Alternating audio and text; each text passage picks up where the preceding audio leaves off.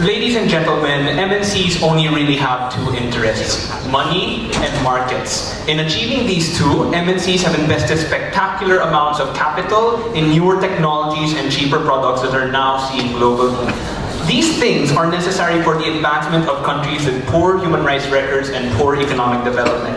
We would posit then that in letting MNCs pursue profit margins continuously without threats of pullouts, we can better protect the marginalized. So what do we envision on opposition side? Firstly, we think it is helpful and even necessary for MNCs to continuously invest in countries with poor human rights records. Secondly, who are these countries? Because we didn't get a clear picture from government side. Generally, these are countries who score low in freedom indices by renowned human rights institutes like the Freedom House and Cato Institute. These are countries with weak governments and repressed populations that are common in sub-Saharan Africa, South Asia, and the Middle East. But lastly, what we mean by we mean not only investing in newer supply chains in those countries, but also investing in the new consumer markets, the people they can sell them to. A brief response before I go to my case: we think only with continuous engagement by these MNCs can we actually effect change in these states. What does this mean? Only when MNCs continuously grow and continuously expand their markets and productions in these countries can people on the ground demand a greater share of this prosperity. That's why when MNCs started entering the Chinese market in the 1990s, we had an increase in the number of protest incidents by Chinese workers from the 1990s, numbering from only the hundreds to the tens of thousands today. People want their money, people want their wages, and you cannot get that if people pull out. Conversely, if these MNCs pull out under their side, then it only means that these states will revert back to heavy-handed economic policies that threaten prosperity. We're talking about state-owned enterprises that are controlled by the cronies of the dictator. We're talking about import tariffs and protections that only starve people on the ground. Let's go to the things I will discuss. Firstly, I will discuss money.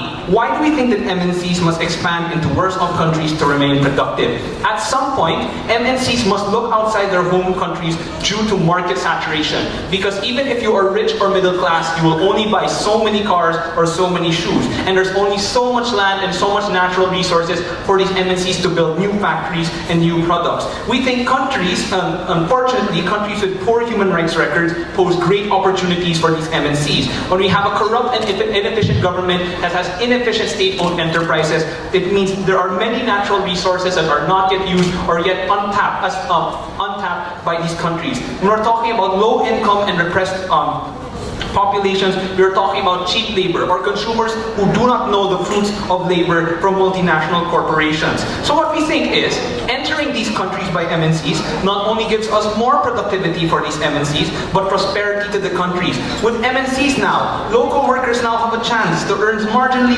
higher wages in marginally better conditions than if they worked in a state-owned factory. Now, local companies can seek partnerships, more honest and lucrative contracts with MNCs, rather than having to go through corrupt bidding processes or having get subsumed by a corrupt state-owned enterprise.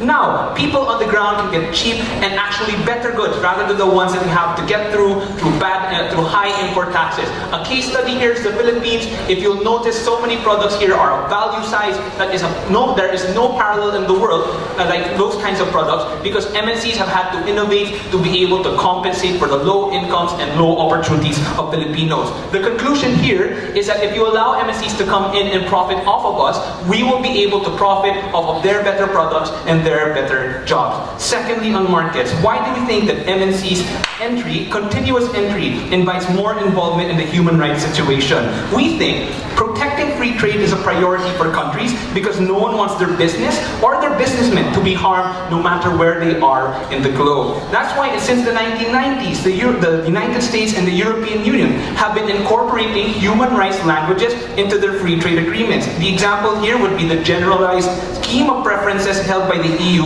which commits countries who want to trade with the EU to international conventions on human and labor rights. We think the withdrawal of benefits to corrupt governments is is the stick that these free trade agreements want to have. But the carrot is the MNCs and their continuous investment in the people and the markets in these countries with poor human rights records. The capital and the productivity is what governments in these places want. The opportunities and wages are what the people want. And if you threaten to take them away on their side, you will not get reform. You will not get changes. You will not get pushed back by the workers on the ground. We think it is through the drive of MNCs to expand to new markets. Can markets actualize themselves? Can markets demand better rights? And this is what we stand for on opposition side. Thank you. We thank the leader of opposition for